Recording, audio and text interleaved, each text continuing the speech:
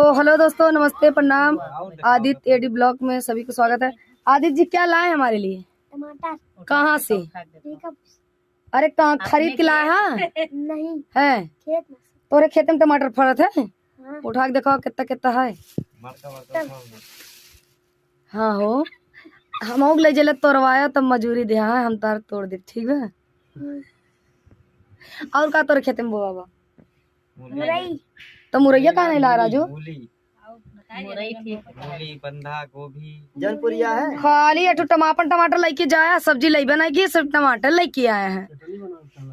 तो दोस्तों देखिए, अब बंधा भी था इनके यहाँ, मूली भी था इनके यहाँ, कुछ नहीं ला, चावल है नहीं लेके आए हैं, सिर्फ टमाटर हमारे लिए लाए हैं। दोस्तों आप लोग कमेंट करके बताइएगा हमको लाना चाहिए इनको कि नहीं, बंधा लाना चाहिए, सब्जी सब लाना चाहिए। कह नहीं लेके आया बतावा? अगले संडे को लेके। अगले संडे, तब तक हम ये टमाटर